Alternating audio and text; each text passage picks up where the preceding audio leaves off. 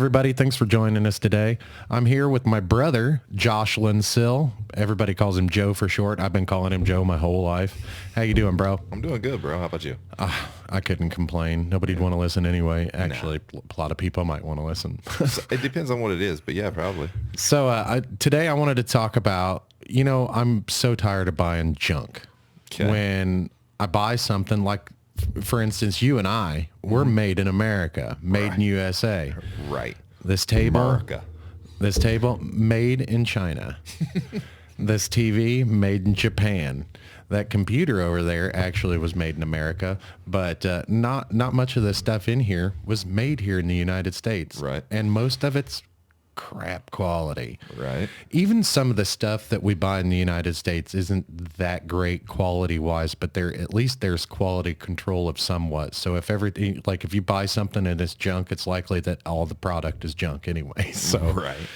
there's good quality control here in the United States. And I kind of wanted to talk to you because you're a maker of stuff. You make stuff, and like you have 3D printers and stuff like that. Yep. And you've been in the construction industry most of my life. 35 years total. 35 years total, framing up houses and building houses for people to live in, and renovations and stuff like that. So you've done a lot of construction type work, and I just wanted to kind of talk to you about some of your experiences to see if, are you tired of buying junk? I am. That's why I started making my own stuff. So you made my set here, and when we were looking for stuff to buy and put together for the set, I couldn't find anything that I really liked. There were some wall panels here that were made in the United States, but it was like $5,000 for like a set of them, and I needed like 5 sets. Right. And so I was like, what is the solution here? So I was talking to you, and I was like, hey, you do this stuff you used to do this stuff for a living. And I was like, can you build me a set? And you were like, hey, as a matter of fact, I need some stuff for my business. Let's make a trade. Okay. And so when you built this set, you took a lot of pride in it, even though it was just kind of thrown together, and out of stuff that we found at the hardware store and I had delivered. You took a lot of pride in it as you were working. Always do. And that's something that I wanted to have you on the show and talk about that as well, because one thing that I've always noticed about you, and I look up to you, and I've always looked up to you for this, is no matter what you do, it could be something as simple as, for instance, you were selling cars at one point, and you brought home all the information you could about all the cars that you were selling so you could learn everything about those cars. Yeah. You put 100% of yourself into that one thing. And you learned as much as you possibly could so you could take pride in your work. Right.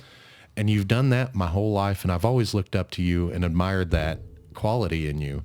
So what do you think about that when people say that, like that they admire you for that kind of quality? The only thing I can say is I got it from my grandparents. I mean, grandma and grandpa both, they've worked my entire life. I mean, grandma 87 now, 86. Yeah. And she just recently stopped working. Just retired. Yeah. It's like, wow. And when you ask her about it, she's like, I wasn't ready to quit. She's like, I just couldn't see to do my job very well. And she's like, it's not, and you talk to her, she's like very mentally sharp. She couldn't see well, and she was confusing numbers. And she said, in my business, making a mistake with numbers means a big trouble, because she's in the numbers game. Right. So, and grandpa, as a matter of fact, he was an upholsterer. Right. So he made things with his hands. He was an American manufacturer of stuff. And I wanted to do a whole series on the podcast, and I'm sure we'll get into it, like American manufacturing. Your son-in-law actually works at was it Kawasaki? He works at Kawasaki plant, up here close. So he manufactures stuff here in America.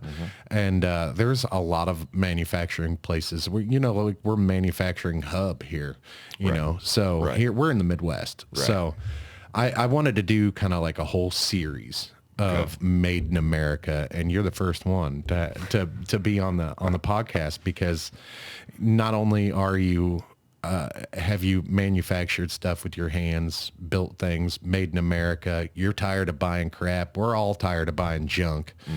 Not only that, but you were willing to be here and talk to me.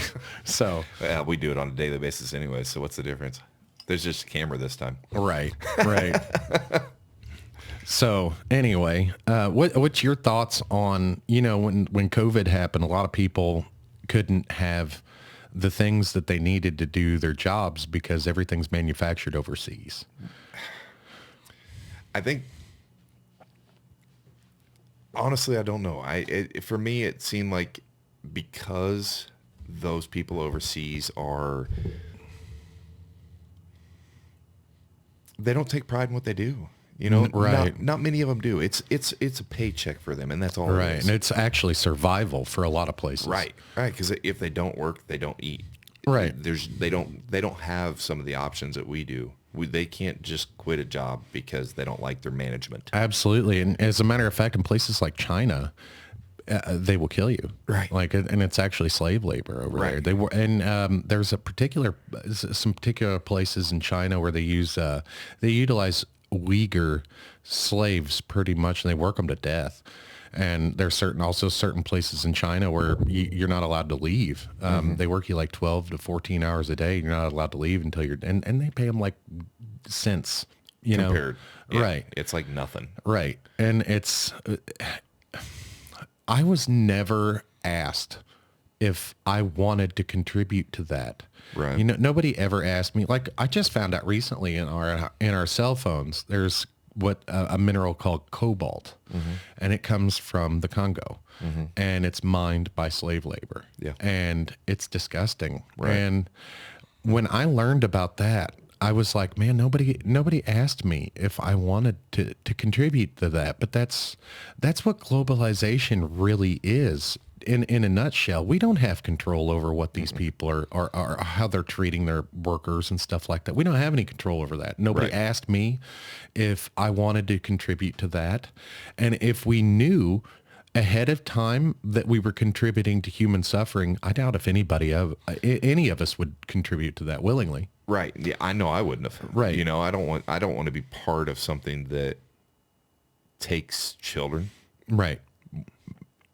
elderly, and abuses them, makes them do things that they shouldn't be doing. I mean, because not only are they using the wrong people to do the job, but they're also not healthy conditions. I mean, these mines cave in on a regular basis. People die daily in these mines. Well, it's out in the Congo, I was watching a video where there was a young girl, probably 15, 16 years old with a kid on her back. And she was mining, and I was like, man, that's got to be terrible. Not only is it unhealthy for the mom, but it's unhealthy for the baby as well, or sister. Could have been a sibling. She was a real young looking girl, and she was mining. But I mean, that's what they have to do to survive. Now, some might say, what do those people do without? If we don't purchase like the cobalt from the Congo and stuff, what do those people do? And I have no idea what the answer is, but we're just contributing to their misery, And I think that's why the U.S. is putting those standards in and trying to get our own Silicon Valley stuff done, to where we've got a different route that we can take to get away from buying those foreign products. All right. And as a matter of fact, they just recently found the world's largest lithium deposit here in the United States. I forgot what state it was, but it was a state that we could mine in. So that was pretty interesting. I didn't know that. Cobalt can be mined here in the United States, but it's very cost prohibitive because you got to use a lot of water in the process.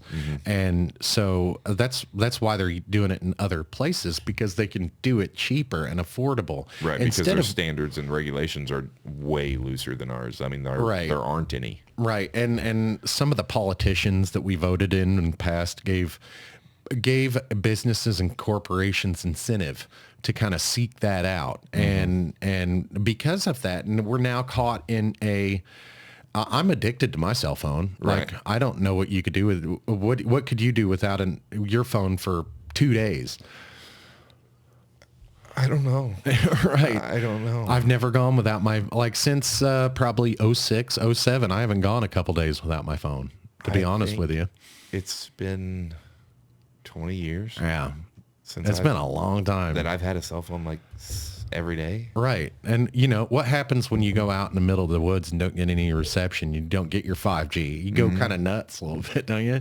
It depends on what I'm doing. Now, if I'm out there in my deer stand, that don't bother me at all. Oh, absolutely. I'll leave the phone in the car. You know? Well, I take it with me so I can take some pictures. Yeah. Yeah. Oh, that's a good idea. So, but no, it's pretty crazy that the U.S. is the only place that you can really see craftsmanship with pride. Yeah, well, I take you can, Mexicans have very high, they take a lot of pride in their stuff, especially in Mexico. Right. And any products that are being really shipped overseas from Mexico to let's say China or Canada or wherever it's going, they do have quality control there. Right. in Mexico. Like that's the stuff like coming from China. It's like you could buy. So they're mass manufacturing on a whole different level over there. Like, you know, they could produce, like, say this cup, they can produce 1,000 in 5 minutes. And so they don't really care what the quality is, you know, they like if 5 of them come out great, wow, you know, they've made their money, you know? Right. So Right. It's just difficult to, like, when we hit the pandemic and once we realized that, you know, when all those boats stopped coming from China, when all the supply chain shut down, we ran out of stuff. And we ran out of stuff to make things. We ran out of stuff to do our jobs. Yeah. And so that's where a lot of onshoring a lot of manufacturing is coming back. Right. And that makes me happy, but it worries me all at the same time because we have a whole generation coming up that don't know how to do anything. Yeah. Yeah, And for sure. not only do they not know how to do anything, but they don't want to learn to do it either. Right. You know, there's dying trades out there that we need people for, but Nobody won't wants to get those do 'em. people. And like your generation, I mean, no offense, but you're aging out of the jobs that you were able to do before. Like you can't do construction because your body won't let you. Right. And so now you're actually you do utility construction now. Utility locating, and which is very important also from a standpoint, without infrastructure, we can't do anything. Right. So, Right. And you are there for infrastructure support. So nobody Right. hits your lines, nobody hits power lines, cable lines, etc. And you're kind of like the first line of defense. And that's why the government put out that big bill for the telecommunications infrastructure to be put in underground, protected, watched. Right. And I think a lot of our infrastructure right now is above ground, and I think the government does want to put most of it underground. I know that right now, like I said, they did that big grant for the infrastructure of telecommunications. Yeah. It's supposed to be coming to an end within, I think, like 5 years. Everything's supposed to be underground. Right. But then following that, there's supposed to be another grant coming out. It's pretty much done for electricity, for the electrical grid to go underground. Right. So what are your thoughts about giving billions and billions and billions of dollars to overseas, not even allies, but overseas, like country, like for instance, Russia and Ukraine? How does that make you feel that your job is very dependent upon infrastructure grants and dollars coming in from the United States government federally, not only that, but on a state and local level? How does that make you feel when your government's sending all that money to foreign countries, but they're telling you they can't afford to fix your infrastructure here at home? It burns my ass. It hurts, man. It does. It hurts. Does. To know that I'm out there every day trying to do my job, to provide for my family, to support our country, our government, our families, to know that we're sending our money to help people that can't help themselves. I don't mind helping people. I don't. I actually love helping people. But I don't want to help people that don't want to help themselves. Quit sending them the stuff. Just quit giving them the things. Give them the tools, the knowledge to do it themselves. Absolutely. Absolutely. And I think they are trying to do some of that, but they're flooding. It just seems like, no offense to anybody out there on the left side, but it seems like the current administration is saying, basically without saying it, the more money we throw at the problem, it's going to go away. And I don't think it's that simple. I don't think it's anything that simple. No, it's not. It's not. I don't believe that this whole thing between Russia and Ukraine is going to end. Not anytime soon, anyway. And I don't think it's going to end the way that this current administration thinks it is. And I don't think it should end the way this current administration thinks it should end as well. I don't think, as far as protection goes, you know, the things, you know, as far as outdated weapons that we don't use anymore, that we're going to have to destroy anyway. There's a lot of things that we don't use anymore, like those cluster munitions. They're banned in a lot of places. We're not using them anymore, and it's going to cost us a lot of money to destroy them. Right.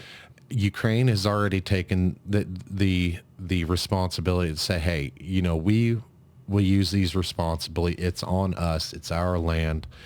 Give it to them, you know. Right. Things like our outdated tanks that we're not going to do anything with, or munitions that we're not going to do anything with. But manufacturing things like ammunition and mortars, you know, like our artillery. We're running low of artillery. Why are we sending our artillery over there? You know, that kind of stuff bothers me. The things that we do use. The thing that gets me is if we're going to stick our nose in something, let's just get it done. I mean, if you're going to do it part of the way, just do it all the way. That is a good point, because we do have the tools, the right tools, to give them and say a big FU to the Russian military and put a stop to it right now. Right. But then again, you go to escalations, and what's that going to do? Because we're supposed to be neutral in this whole thing, and we're not. So I think that if they take just even a quarter of the money that they've already sent and put it into our infrastructure, we could rebuild America. Oh, yeah. Yeah, for sure. And who better to do that than Americans? And we could put the younger generation to work and teach them how to take care of their own stuff. That's why I took my kids to work with me when I owned my business, so I could teach them my trade, so that when they became adults, they could do their stuff. Right, and it wasn't free labor either, because you had to pay them, unfortunately. No, for me, for one thing, it was about spending time with my kids. Right. Doing something I already love, because I love building. I loved building homes. I loved building decks. When I was younger, you took me on the job with you quite a bit too, and you paid me, so... Yeah, I just, I feel that it's important for me to spend time with the people that I love, and I feel that it's important that they learn something that's as valuable as being able to take care of their own floor or their own bathtub. Right, and I give you credit in that aspect. When I did go with you, I never once got yelled at. You know, it was when I didn't know how to do something, it was like, hey, hold on a minute, let's stop, and I'll teach you how to do this real quick. Right. And that was great, and that's where I learned how to work with family from you. Like, at a very early age, I was going on the job with you, and you're like, hey, here on the job, I'm your boss. I'm not your brother. Yeah. And so that's the way I kind of treated things. And that enabled me to work with my brother-in-law for like 8 years. Right. So, and I didn't look at him as my brother-in-law on the job. He was my boss. Right. And now later on in life, as a matter of fact, Ashley and I work together at night. And when we go on the job there, she's my boss. That's got to be a funny dynamic. I'd like to watch that sometime. It is sometimes. We got in an argument a while back over something silly, and I was like, listen, if you'd have done what I asked you to do, as my manager, if you wouldn't have managed me and actually done what you were supposed to do. She's like, I know. But at the time, like, I was asking for something that we needed, and she managed me. She really did. She was like, yeah, okay, I'll get it done. And then, like, in her head, she's like, oh, I don't need to do that because it's already, and then sure enough, later on, we ran out of the thing that I needed her to order. So that's funny. Funny. And here at home, she's the boss. I like to think that I'm the boss, and I think she likes to let me think I'm the boss, but ultimately it's like I got to ask the boss. Yeah, that's the difference between your wife and mine, though. Mine doesn't even let me think I'm the boss. She just does what she thinks and tells me what I'm supposed to think too. So if you ask me any particular day what I'm thinking or what I'm doing, if she's left for work before I woke up, I can't tell you. because she's my brain. She tells me what I'm supposed to be thinking. Right. Yeah.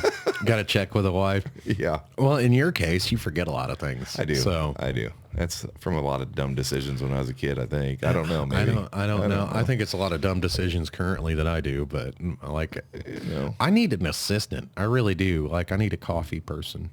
You need a coffee person. A coffee person. You got to learn how to use your kids and teach them these things. Hey, this is service. Sully would love to learn how to make coffee. He'd be artsy farts in the kitchen with the coffee. With the whole sprinkles and making the faces we'd and the flowers. We'd have pickle coffee or some kind of mustard flavored coffee. Or it's like, you got to try this. Dude, there was a video I watched the other day that this guy was taking all these different drinks that he had. Yeah. Like kombucha. Yeah, that one and lemon juice and making coffee with them. Instead of using water. Like, it started out because there's this trend going on about Dr. Pepper flavored coffee. You brew your coffee with Dr. Pepper. Wow. I'm going to have to, no, I don't want to try that. He said it's amazing. So I'm seriously thinking about it. I might. But then he just started talking crazy and using all kinds of other stuff. So, I mean, and your son, my God, that boy's got an imagination. Yeah, he does. He makes his own. So he'll mix up a lot of condiments and stuff. Yeah, and it's totally funny. Yeah, he's pretty. Your kids are pretty freaking awesome. Just so you know. I know. Hey, thank you very much. I tried very hard to make them that way. So.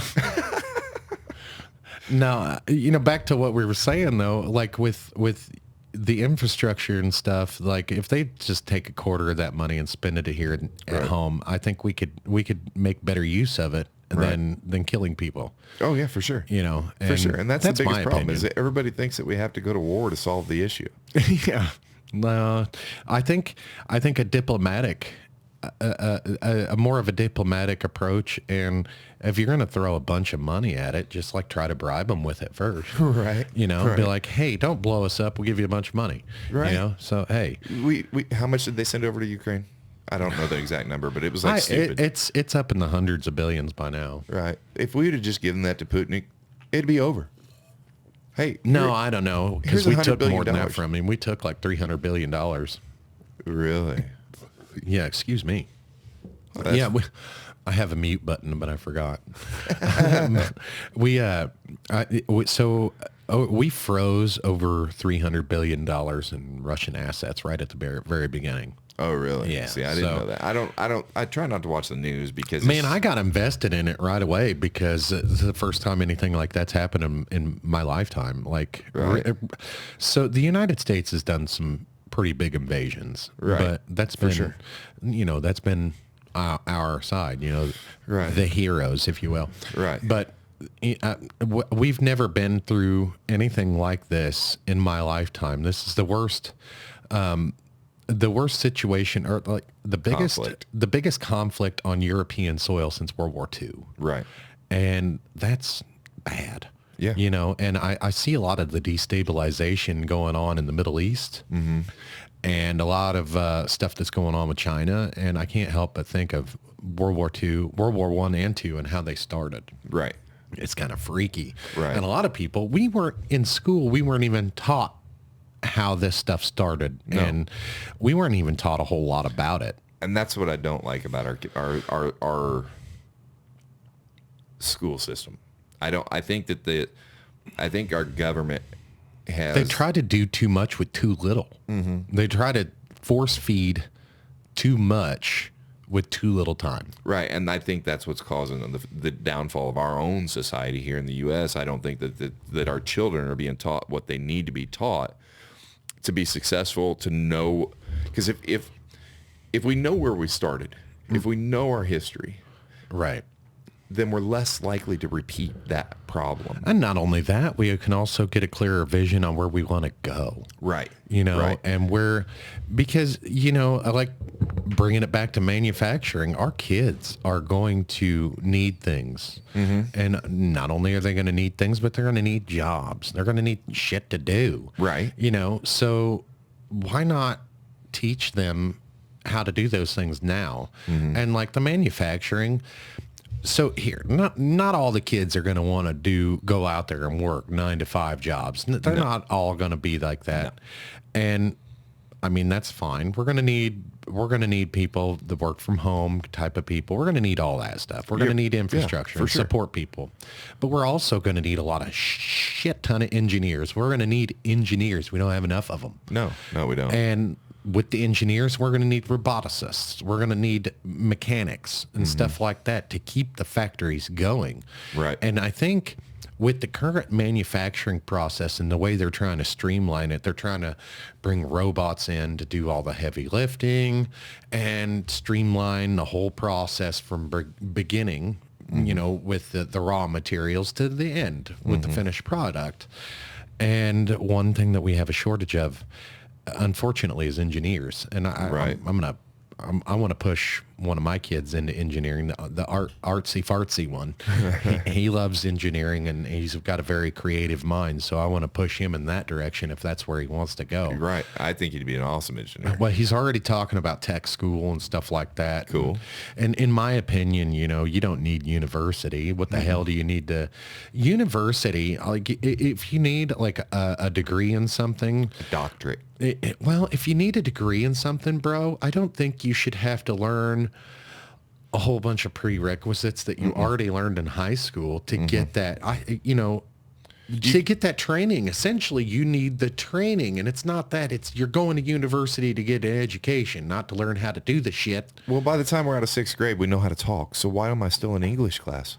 That's a good point. I mean, unless you want to pursue exactly, unless you're going to be a writer, a journalist, a documentary, somebody that's going to get into teaching. And these days, you're more likely to get better success doing that kind of stuff at a technical school or a science school, you know, something that was built to do that kind of stuff. You're not going to find that at university. You're only going to find bad ideas By there. the time you're out of high school, you know enough about the history to know whether or not you want to pursue history as a job, a and career. Absolutely. And we're going to need those type of people too. You do. We've got to have historians to keep track of everything that's happened. So I don't mind that through high school we have these classes. Right. I think that come high school, we should be starting to get some tech training. Right. You know, we should be teaching our kids, you know, this kid seems to be an artist. Right. So let's put them in more art classes than history classes. Let's put them in more English classes because they're a writer. Let's try to steer them down the path that they want to go down and help them succeed where they want to succeed, not push them down a path where we want them to go. If you're a historian, you don't need math. Right. Or English. You kind of do to a certain extent, but not. You need the basics. Yes, you don't need to go clear up into Java. Right. You don't need to learn how to code. Right. I don't think that's going to be as helpful to the everyday person as we think it will. Like a lot of people think it will be. Like, I don't remember who said it, but they were talking to coal miners in like Virginia, and they were like, learn to code. You can always learn to code. No, that it's not that simple. These people work with their hands and stuff their whole lives. Like, give them something to do, make them, you know, like that. They just want to be helpful, you know? And so I have a whole weird theory on, you know, how to make like the welfare state, how to make that go away. Just make people useful again. Right. You know, like teach them how to do something. Well, you know? The problem with it though now is with our society is people have gotten lazy. That's true, but you can find like a lazy person can find a job. They can find one, doesn't mean they want one. That's true. Yeah. You can't make everybody want to work, I guess. You know what? Maybe we give them those people a drawing pad, and see if they can do art. Right. You know, because there's quite a few of them that can. You know, like see what kind of skill, like put together some magnets or something. People need magnets. Growing up, how many tattoo artist friends did you have? A bunch. And some of them were decent. They may not have been great. Most of them weren't. But you did find a couple of great artists, didn't you? Yeah. Didn't you have a couple of friends that were really good at it? Yeah, right. As a matter of fact, one of my childhood friends are. Yeah, they. Well, I don't know. The one good guy, the one great artist I know, he was pretty decent at school as well. He graduated. So, you know. Okay. He didn't. Well, maybe that's why his head wasn't completely up his ass till he was an adult. So. Oh, okay. Yeah. Okay. You know, it is what it is. So we he all was grew up polar in a small opposite of town. me then. Yeah. Okay, Pretty much. got it. He was a good kid until he met my sister. Oh, that one. Yeah. Well, anyway, to me, I think when I realized that, I think when I realized I was tired of buying junk was when my living room furniture started falling apart. You know, because I got a big stereo system, and I got sitting right beside the entertainment center, you know, and it kind of rattled apart after a while. We paid $350 for that thing. And looking around, and I went and I talked to some cabinet makers here in town, and I was like, hey, you know, this is what I need. How much would it cost? And they were like $500. And I was like, so you're telling me for an extra $150, I could have gotten something that was going to last my whole life, plus my kids' whole life. So I could get heirloom quality furniture for just $150 more. Why am I buying this foreign made crap? Yeah. You know, I built an entertainment center when I was, God, I had to have been 20, 22. You were in your 20s. Early 20s. I remember the one you're talking about. You still got it, don't you? No, I threw it away about 10 years ago. Really? And it wasn't because I needed to. It was just because I wanted to upgrade. Something better looking. Right. I mean, it wasn't great looking. Yeah, I mean, it didn't have all the fancy crown, you know, the trim and all that stuff around the edges and whatnot is what you see at the store, but it was sturdy. Yeah, I mean, it went through like 7 or 8 different moves. Oh yeah, and never fell apart. Right, and it looked great too, and it wasn't like it was just some piece of shit. You know? I had it was for like good 20 quality. Years. Yeah. So it cost you probably $100 in materials back then. Yeah. I mean, now if you wanted me to build the same thing now, it'd probably be about $300 in materials. And still, that's not bad. But for something that's going to last you 15, 20 years. How much would you charge for the finished product? Like, let's just say it cost you $300 in materials. And if somebody was going to ask you, hey, I need an entertainment center, what's my, you know. For that, probably $200. Really? Yeah. So $500. Yeah. So I mean, because it was really simple. It really was. It just make some cuts and put it together. But I used the MDF, the 3/4 inch MDF board, so it was stronger than plywood. Right. And I don't know, it held together. And like I said, it moved 7 to 8 different houses. Oh, yeah.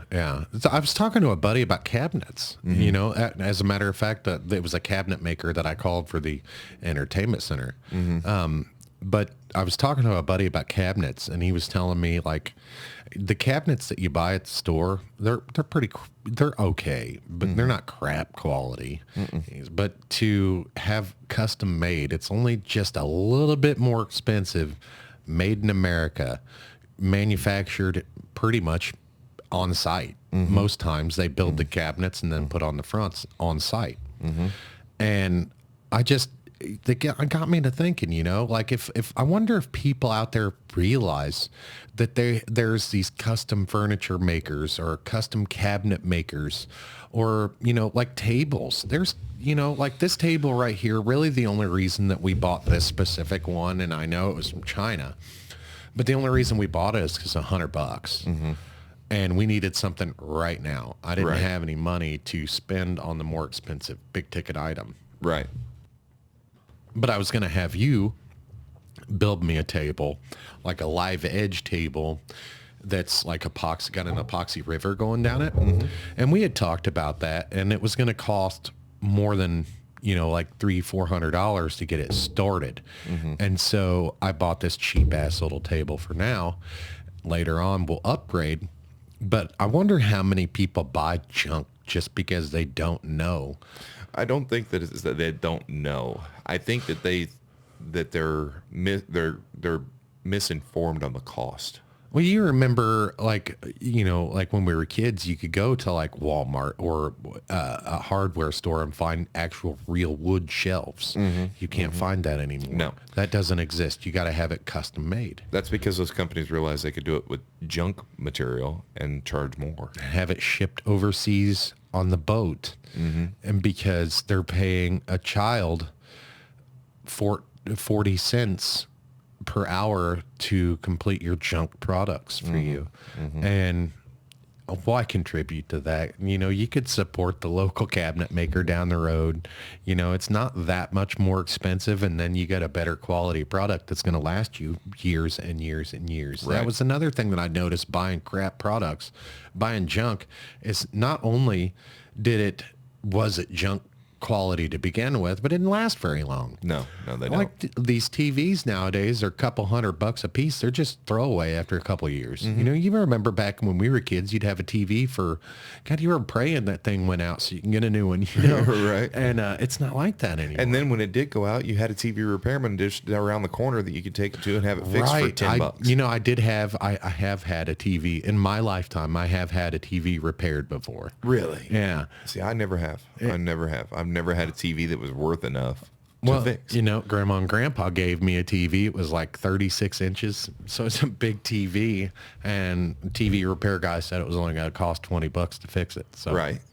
I was like, get it done. Right. You know, Right. and so I had a nice 36-inch TV for $20, and you still can't get that deal. No. But like this TV here it's $250. It's 4K. Like, so, I mean, it's nice. Now, I tell you what, computer monitors are more expensive than televisions. Yeah, they but are. None of it is made in the United States. No. And, you know, we were looking for shovels a couple of weeks ago, and or snow shovels, you know, when the big storm came.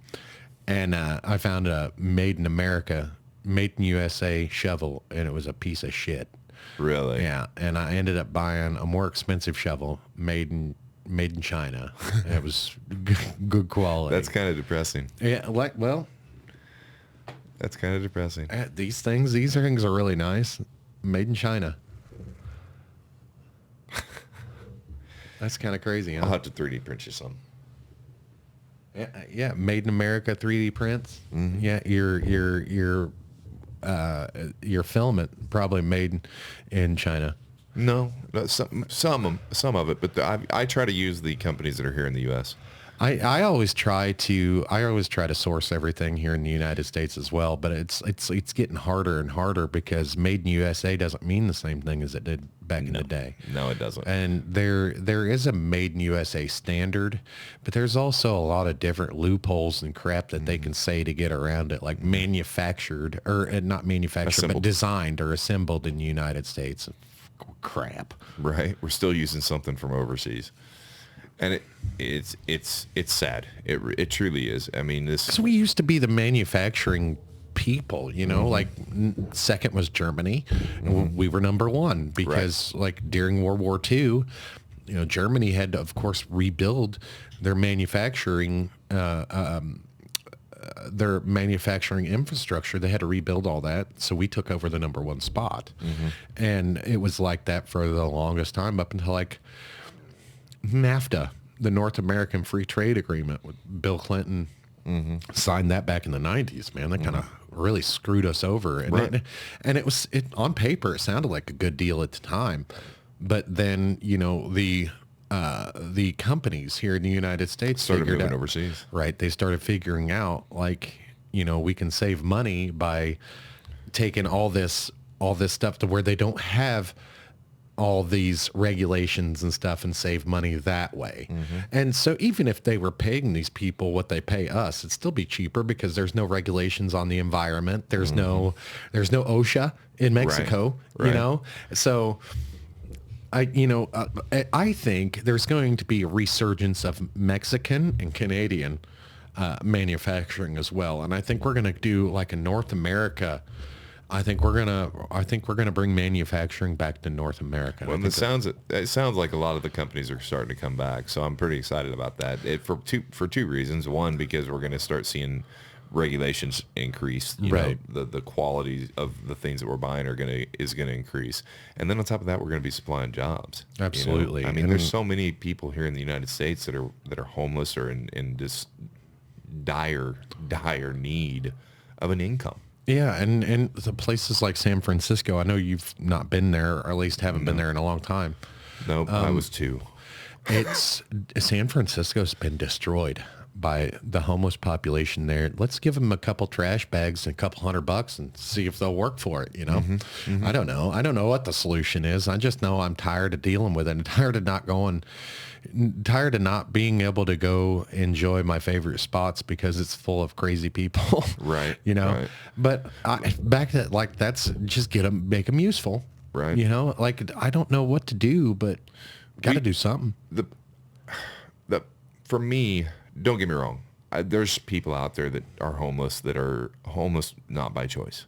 Right. But those people usually try to find those people are usually the people that aren't chronically homeless. And they're not the ones that are out there begging. Right. You'll see some out there that are on the corner panhandling that are out there because they have no choice. Right. I find most of the time with the chronic homelessness, in my experience, it's either mental illness or drugs. Right. Right. And or alcohol, drugs, alcohol, mental illness, heavy on the mental illness. Now, back in the 80s, 90s, back in the 80s, we had a lot of like, they called them asylums, not very nice places, mental hospitals. Mm-hmm. We had those type of places, and now we have jails. Right. And that's sad in itself, but we have a mental health crisis going on, and I think that contributes heavily to the chronic homeless population. I do too. And my generation, Gen X, we suck it up, buttercup, rub some dirt on it. Yeah. There wasn't no such thing as a mental illness. Yeah. We were spanked. Yeah. When we were upset about something, we got whooped. Right. We did something wrong, we got whooped. Right. And now that mental illness has come to light in the last 10 years, it's really started becoming its head, seeing, that it exists, so to speak. Yeah. I think once it came to light and people started realizing that they had a mental illness, or there's two things that happen. One, the people that did have mental illnesses that weren't allowed to share that they had it started letting it show, Right.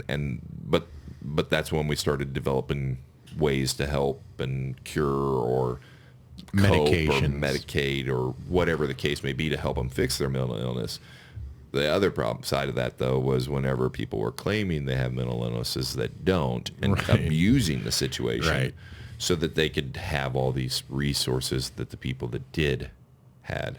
Right. And I think you're going to have those cheaters no matter what you do. Right. It doesn't matter what it is. I mean, you get the food stamp, the Medicaid and food stamp program. Well, there's those the lazy welfare people. state. Yeah. Yeah. Those lazy people are out there taking advantage of it, not working, not getting a job, having 12, 13, 15, 20 kids. Right. Just so they can keep that stuff. But at the same time, they're giving us population with young kids. True. Yeah, so true. I mean, but then again, here you are. That's a win for the government, not for you. Kind of, because then those kids are being raised in that household. They're seeing their parents, Yeah, and they're dependent upon the government, which is, sometimes, when you think about it, if you put your tinfoil hat on, that's what the government wants. True. That's why they don't teach certain Keep them things. fat and happy. They won't revolt. Right. Right. That's like, who are you going to call when nobody has a gun? Who's going to help protect you when all these guns are gone? Nobody. You don't need it. You don't need it. You don't want us to have guns. Okay, we can't call a policeman. That's fine. You don't need a fire extinguisher. Call a fireman. We just had a pretty the Kansas City Chiefs Super Bowl parade. There was a mass shooting event down there. No, there's over 20. Oh my Lord! There was 10 kids that was shot during that whole deal. Oh my God! And it was two teenagers that were arrested for it, but it was a situation where these people shouldn't have had what they had anyway. They weren't law-abiding citizens to begin with. Yeah, and but the problem with that is incidences like that make everybody think that, oh my God, the guns are so bad. Well, it's not the gun. The gun didn't do it. Right. These kids would have gotten the guns one way or another, whether they got them legally or not. They didn't get them legally. Right. And so stopping this law-abiding citizens from having a gun isn't going to stop everybody, all the bad people. Right. Bad people are going to be bad. Well, as a matter of, I when we travel, I like to I like to travel with people who are armed because it makes me feel better. Right. You know?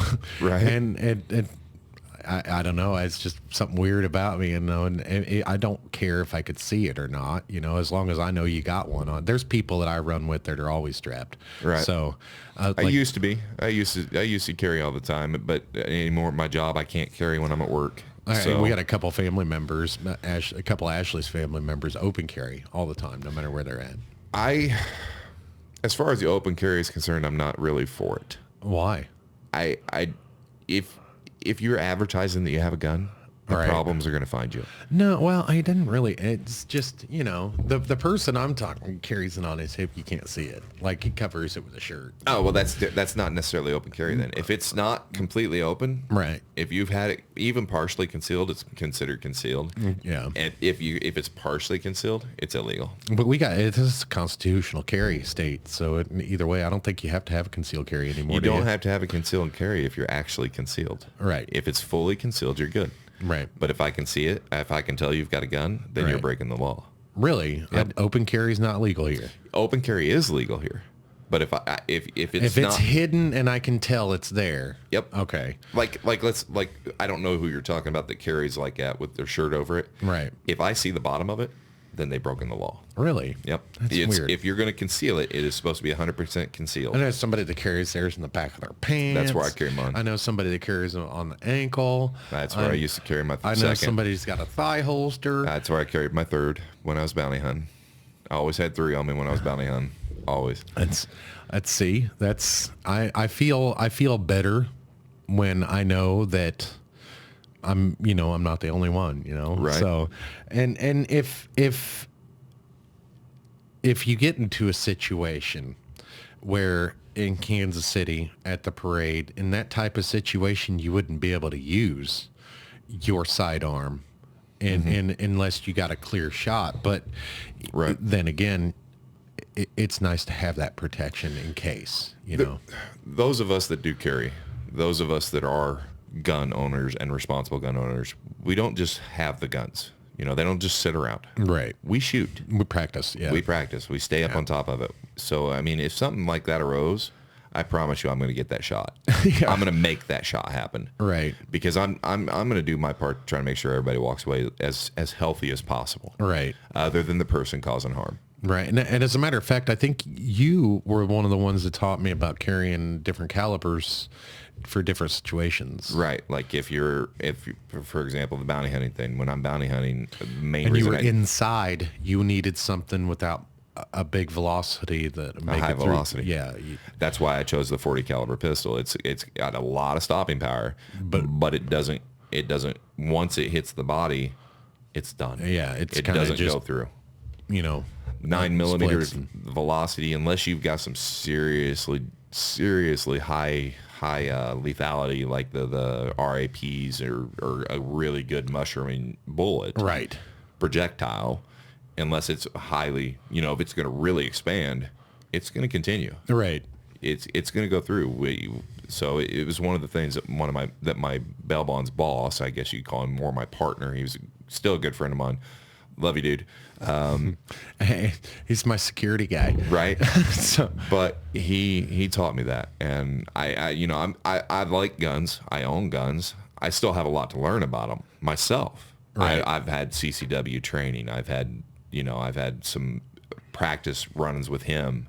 And I've put myself in situations, make believe situations, to try to make sure that I'm prepared for if something ever did happen. And thank the Lord, God. Thank you for never making me pull the trigger, because absolutely, I don't want to kill anybody. I don't. I think it would probably tear me apart. Oh yeah. But I'm gonna go home. Yeah. So when at the end of the day, it's us or them, right? Right. Right. I've got kids, and I'm not leaving them if I have a choice. Right. Yeah. So I just this country, it is. Man, it means a lot to me. It's home. It's everything. And it really, really hurts that our society has gotten to where it is. Yeah, yeah. I don't like the division. Hell no. That sucks, man. I don't like how, I don't support transgender. I don't support gay sexuality. I don't think that it's right. I'm a Christian. But at the same time, this is the USA. Right. This is the greatest country in the world. Right. And you have the right to choose that. Right. Absolutely. And whether I agree with you or not, I don't care. Right. I'll fight for you. Right. If you're gay, if you say that you're a girl and you were born with a penis, I'll still fight for you. I will fight for your right to claim that, because that's what America was founded on. Absolutely. Freedom. Absolutely. And I had a situation the other day. I called a young, it's still hard for me. This was a person that was born a female. Right. And believes to be a male. Right. I called him, ma'am. Right. And he corrected me and said, no, I identify as he, him. But the manner that they did it was so polite. Right. So It wasn't hateful or right. stabby. And I felt happy about that. Right. Did I agree with their choice? No, I don't agree with it. Right. But it's their freedom to choose that. It's their freedom to choose that. Yeah. That's what's so great about this country. Be who you want to be, dress how you want to dress. Exactly. If I wanted to put on women's panties and walk around in nothing but women's panties, I have that right. I live in America. Well, within reason. In my home. Right. I mean, obviously not walking down the street. Right. I'm not. By the way, I don't wear women's panties. Let's get that straight. But that's it's okay if you do, bro. No, I can't. No, that'd be weird. But anyways, I have that right. I can choose to be whoever I want to be. Absolutely. You and I don't see eye to eye on 100% of things. Right. You are more, like you said the other day in your podcast, you're more of a constitutionalist. Right. I'm about as far right as you're going to get. Right. I'm full blown right. Like it's weird because the older I get, the farther right I go. Like I didn't used to be. I used to be extremely libertarian, right? Mm-hmm. And I lean more liberal. And the older I get, the more it's going the opposite direction. That's because you grew up with a bunch of Gen Xers and older. Well, yeah, my parents are hippie boomers, you know. It was an odd combination. Voted Democrat my whole life and don't even know why. And then the older I get, the left has gone freaking way left, and the right went way right, and I'm still here in the middle. And see, that's where I'm at too. I'm not so far right that I can't give everybody their choice. Right. That I can't give everybody But one their big freedom. difference between the two of us is I'm not religious and you are. Right. I'm more spiritual, whereas you're religious. Right. I'm Southern Baptist. Yeah, and so, I'm Southern Baptist as well. Born that way. As a matter of fact, I was baptized, but I'm not religious in the aspect I don't know what to believe, I do believe in a higher power. I do believe in a God, if you will, a creator. Mm-hmm. I do believe that. I believe, I guess, in God.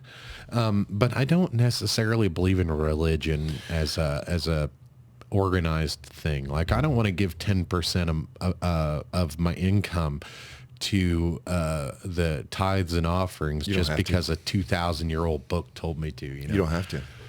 Well, that's great because I don't want to. The Southern,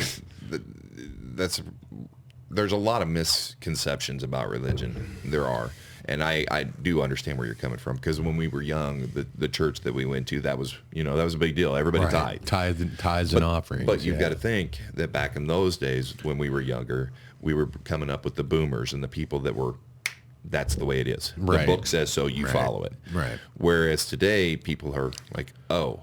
It doesn't mean 10% of your finances. It doesn't mean that you have to give them money. Right.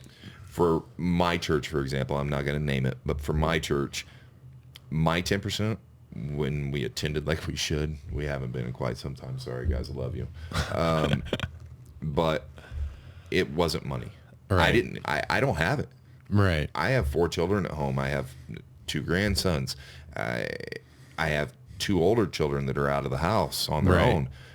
I don't have money. Yeah, it's not just laying around, but my 10% was help. Yeah, and I don't even have I guess I could. Like we could all stand to make a little bit more time for our neighbors, Right. you know? Right. And I think something that is missing in my life is a congregation. It's a group to belong to. Yeah. And it's part of why I got the podcast here, so I can meet people and learn different things. And that's what I love about my congregation. And I want to also share with them the people that I already do know, like you know, some of your experiences and stuff, because like we've been sitting here talking for, you know, almost an hour here and about manufacturing and jobs and beliefs and things like that. And we've not started yelling at each other, you know, even though in the past we have had our fist fights and, you know. Sorry about your nose, bro. Oh, it's okay. It's fine. But we've not yelled at each other. And like you said, you know, we don't agree 100% on everything. We don't agree 100% on almost anything. Right. As a matter of fact, we can find something to argue about Our anything. are different. Our the way that we carry on our personal lives is different. Right. We are not anywhere close to being the same. But we get along good because we understand that maybe it was because we did work together when I was younger and you did explain that, you know, hey, here I'm your boss, not your brother. Maybe it's because you explained that I have a healthy respect for you as a person. That could be. You know, like looking at you face to face here and having this conversation with you, we are having a conversation and we've butt heads before Numerous times. And, you know, like cussed at each other and argued with each other. But at the end of the day, we're brothers. Right. You know, and I'm not worried about like, you know, did I piss him off so bad that he's going to hate me? Exactly. That thought's never crossed my mind. Now, there is certain family members that, you know, like there's been these big blow ups and they've said things and I've kind of went back and my wife's been like, are you going to call them? Oh, no, you know, but she just said, yeah, but you know what? I'll give it 2 weeks and they'll be calling me. And then sure enough, 2 weeks later, get that phone call. I'm sorry. Right. You know, but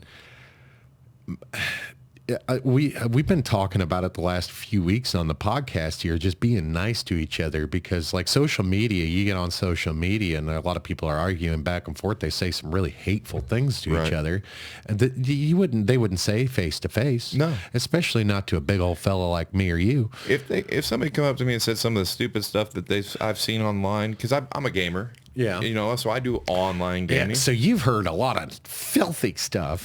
Filthy. And I'm talking out of 5 and 7-year-old kids, man, saying words that I never even knew. I'm like, right. Your like, mama need to wash your mouth out, boy. Like, first of all, how did you get this game? Right. Right. I don't get it. I paid $100 for this. Right. But if we would just stop and just, it don't matter what you believe. It don't matter what I believe. You're human. I'm human. We're all here together. We're all just trying to survive. Yeah. We're all just trying to have a good life, the life of our choosing. Right. And here in the U.S., we get to do that. Yeah. Hey, and we last week, life, love, and the pursuit of happiness. Right. In the Declaration of Independence, it gives us 3 examples of unalienable rights. Human rights, basic God-given rights. Right. Life, liberty, and the pursuit of happiness. Right. And that's what we're talking about today. It is. And it don't matter if you're black, yellow, brown. It does not matter. When we die, we are all bones. Exactly. When we bleed, it's the same color. Absolutely. And I don't feel bad personally for the racism, for the slavery that happened. I didn't do it. Yeah, I don't. My generation didn't do it. The generation before me didn't do it. I've got a buddy that he's actually another white fella, but he's coming on here. We're going to talk a little bit about that because he's got a different viewpoint. It's kind of fun. Oh, yeah. Know? It's I can't talk about who it is because it's there's a couple deals coming down the pipeline. It's one of those things I gotta keep hush hush. So right, but you can't just look at somebody and automatically judge them. I don't care if their pants are hanging off their tail end. I don't care if they're black, they're white, they're brown, they're yellow. It doesn't matter to me. Yeah. It doesn't matter.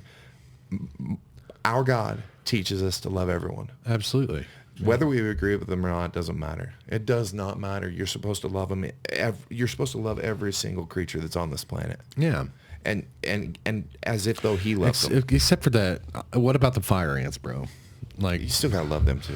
I know they're kind of annoying. Love and them from a painful. distance. Yeah, exactly. There you go. Like kind of like what are those porcupines that shoot their quills? Yeah, but that's love only them when from they're a threatened. distance. What? Yeah, but I don't like them. Well, you don't like much. You're kind of a scaredy cat. No, I love you, little brother. I am a scaredy cat. Like little bitty spiders, man. I'm scared of spiders, snakes. Just pick them up, take them outside. Like there was a mouse. I caught a mouse here in the garage. I know, you froze him. That's why I got a cat. That's You why froze him. Rude. Anyway, but like we were saying though, people in general, man, they could just stand to be more nice to each other, and we all. I stole this thing. I've said this on the podcast before, but you shit like I do. Right. You know, you put your pants on one leg at a time like I do. I'm not better than you. You're not better than me. We're all just one people, one love. Let's get along, you know? Right. It doesn't make any difference. Let's come together to, you said something about division. You hate the division here in this country. You know, one thing that really stood out about 9/11 and right after 9/11 is how we came together.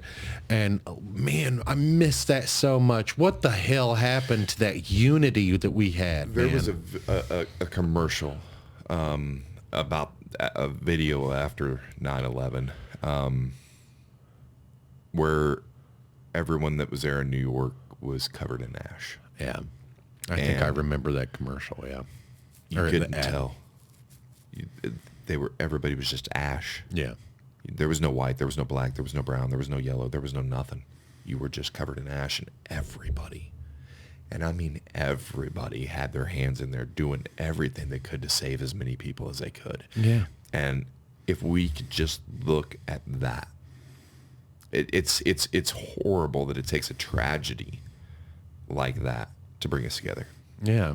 I wish we could just have something great happen. You know, something happened a few years ago. It's caused to celebrate nuclear technology. There was a big breakthrough in nuclear technology. We could have celebrated that as a people and all over the world, because at the end of the day, that's going to lead to big things.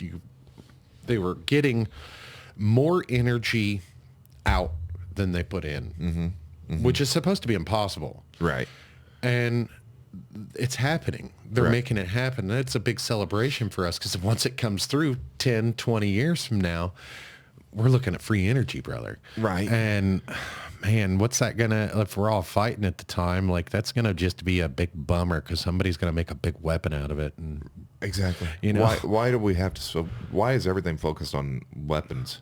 I mean, don't get me wrong. Like I said, I'm a gun enthusiast. I love guns, but it's not so much because I want to hurt people. I'm interested in saving the damn planet. Like there's like big ass space rocks that we can like, there was a while back, there was this big test that they did. They shot a rocket at an asteroid to see what it'd do. They just shot the rocket at the asteroid to hit it and see if they could knock it off course. And it worked. Right. So let's start working on stuff like that. Right. Hey, you know what? Map our oceans. We should map our oceans. Right. We So could we know come what the together. hell's down there. Right. We could come together and map our damn oceans, you know? Clean them at the same time while we're out there. Absolutely. I mean, Absolutely. let's just be honest. There's so much plastic in the ocean. It's ridiculous. I am worried about the current state of the not only the United States, but the global, you know, there's so much global destabilization going on, which brings us back to the beginning of our conversation of onshoring and manufacturing, and a resurgence of manufacturing. And I'm going to have you on more than once. We're going to continue some of this conversation. I'm going to prepare a little better because with this conversation, I just kind of wanted to get you in here and talk a little bit and see where it went. Right. And then we went all over the place, and it went in places where it was unexpected. But that's why I want to kind of listen back and see where we can expand our conversation. Definitely want to talk more about manufacturing, because I'm going to get some more people in here. I'm going to get some people who work for some manufacturing, some big manufacturing, some factories. I'm also going to get some people in here that build things like in their garage, hobby builders, more construction folks like yourself. I want to talk to a little bit of everybody on the manufacturing because we need to bring back Made in America, Made in the United States. Yeah, we do. I was a big fan back when I was a kid. I'm a big fan now. And I'm a millennial, you know, like, okay, so ChatGPT says I'm Generation X, but I have more in common with the millennials than I do Gen X. Right. So I identify myself as a millennial. And you were born after the era. 1985 is when I was born. So I can technically consider myself both. Yeah, you walked in our world for a while. I did. And so I would consider myself more a millennial because like I had the option to go work or stay at home. I chose stay at home. So it's a totally millennial thing to do. Yeah. So Gen Xers would never have sat at home. But hey, I own my own business now. I'm producing shit and we're getting. I know. Dude, I don't miss a week. You don't? No, I can't play on my phone or anything. I don't get to watch the podcast because I put it on my phone and put it down in my console and listen to you while I'm at work. But I don't miss one. That's awesome. I think it's great. I mean, I don't know, brother. I'm proud of you. I love you. Thank you. I'm proud of myself. It took a lot to, you know, it does take an ego to do this, and I've not been one my whole life to have an ego. No, that's what makes it so great for you, though, because I remember a couple of different times over the course of the last few years, talking with you, bro. I'm done. I'm giving up. It's not gonna work, dude. You're fine. It's not like you're just made of money and all these things can just pop out of thin air because you wish them to happen. And well, I just felt like I was spinning my wheels for a little while, you know. But you got there, bro. I did. And you are doing what you want to do. You're having fun. And I think it's great. This has been a blast. Like this has been one of my, like, obviously you're my second guest, but so far it's been one of my favorite conversations because number one, I'm sober. So that's a rarity. Right. And we won't get into that today because like you don't partake, but we'll talk about that with somebody that does. And so I just wanted to, it's not like I don't partake because I don't want to. You're right. Well, I mean, let's be honest about it. Because if Joe could be responsible, he'd partake. Yeah, but I can't be an adult. It's the bearded bad dad with emphasis on the bad. So we'll get into the good, the bad, and the ugly some other time. But I wanted to get you in here today. We'll talk about, we talked about, you know, the manufacturing, Made in America, how we want to bring Made in America back. Mm-hmm. I'm going to bring you back in after, I'm going to have a couple of guests on this same topic. And who knows when that's going to be. You could be back in here like June. Right. But we're going to have you back in. We're going to talk to a couple guests. Far away or anything. Right down the street. But we'll get a couple other people in, some different guests, and then we'll bring you back on to kind of summarize and see what you thought about those guests and see. I'll tell you what, we'll say right now it's middle of February. Let's check back in like 3 or 4 months and see where, you know, the state of manufacturing here in the United States is gone, because we're going to go into springtime and then summertime, and we'll see what the news says. All right, brother. Well, it's been a lovely time, and I've had a great time. I too. Me too. Yeah. It's been all fun. right. I said I too. Wow. Okay. We get a little tongue-tied sometimes, but the greatest thing, like that was in the middle of a sentence, but it's like we can cut stuff like that all out, and I do it all the time. I get lost 3 or 4 times during a show. It's funny because Ashley, I'd be like, "What the hell was I talking about?" And Ashley's like, I don't know, hold hot, and then we think about it, and then we figure it out, and then I bring it back in. So, right. But anyway, we'll have you on in a couple months, and until then, we'll see you guys. Bye. Bye.